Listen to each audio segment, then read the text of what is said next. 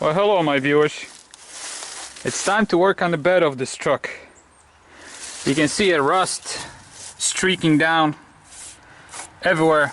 Now this, of course, if you watch my previous videos, you know this is all was painted with chassis saver, so it's not rusting. But on the inside of these tubes, there's no way to paint. I could get some that internal frame coating from Eastwood, but I don't know if you can see it. Half the paint is like peeling off, but it's still somewhat attached, so I wouldn't be able to cover any of it. So basically, the idea is I'm going to run some brushes in there, try to peel most of the paint off, and then I'm just going to soak rags with grease and chain oil and run them through in there to grease everything up so it doesn't rust on the inside. Like I said, I took care of the outside by painting it, but there's just no way ever to get that paint in there because it's just all peeling on the inside. But anyways, when you take the bed of the truck, you get these spacers.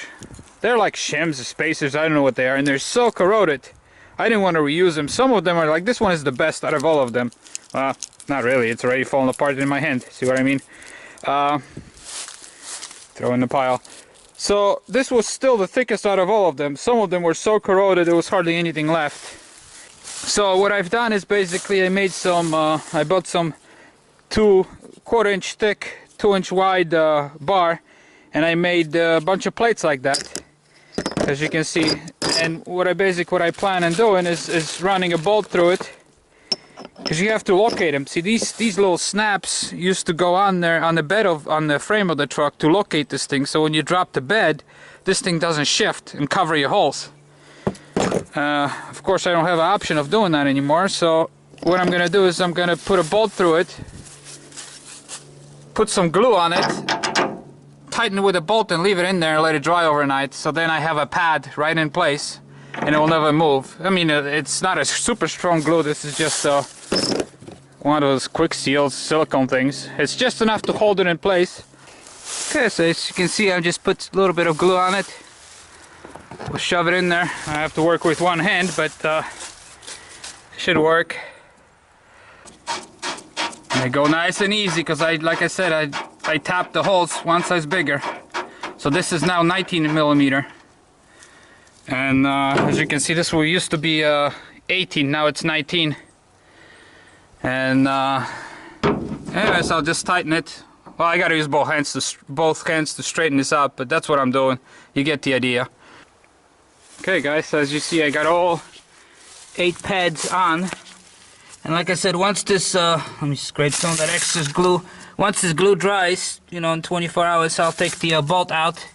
And now my pad will always stay in place when I try to put the bed back on the truck. I never have to worry about this thing shifting.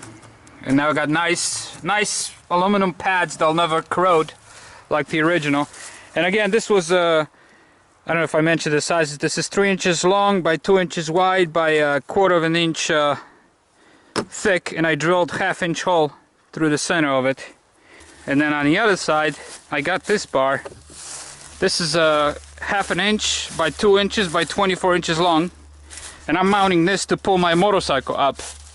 Basically, I need some kind of hook here, because you know the original Silverado and Sierra beds, they have hook in here, which is a stupid location. You can't do anything with it when it comes to pulling anything on the bed because the wheel well is in the way.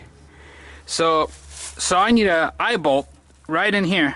And of course I can attach it to just the sheet metal here, but it's so weak it will probably bend it and maybe break it. So what I'm doing is I'm putting this bar, except this bar is going to go underneath. It's going to go underneath there. The bed is actually standing up now. And the bar is going to be bolted in 3 places. And I measure the distance so it falls right on the rib. This is sticking out. So it's going to be bolted here, and then in the center I'm going to have a 3/8 eye bolt. You know, a little loop here sticking out from underneath. So when I pull on it, I pull on the whole bar. You know, basically the force of pulling the motorcycle on the bed of the truck with a winch, it's going to pull on this bar, but the bar is going to be underneath the whole bed, so it's going to pull on the whole bed, versus if I was to drill one hole in the bed in the sheet metal and then pull on it, it'll probably rip it out. So this is what this bar is for.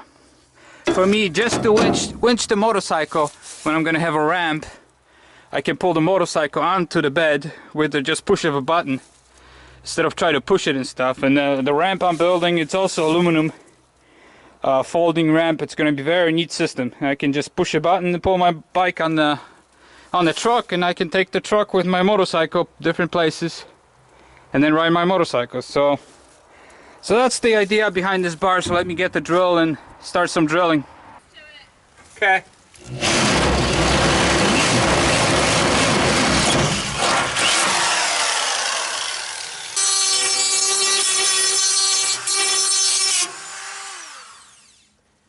Just deburring the holes. So here it is. Got my bar bolted. Of course, the bar is underneath the bed. I don't know if you can see it or not. Should be in there somewhere. And this is just a loose bolt. That's the one I'm going to take out and put the eye bolt once I buy it. And of course, this bed is like you see here. I'll be pulling my motorcycle from the back, and that's going to be the eye bolt I need.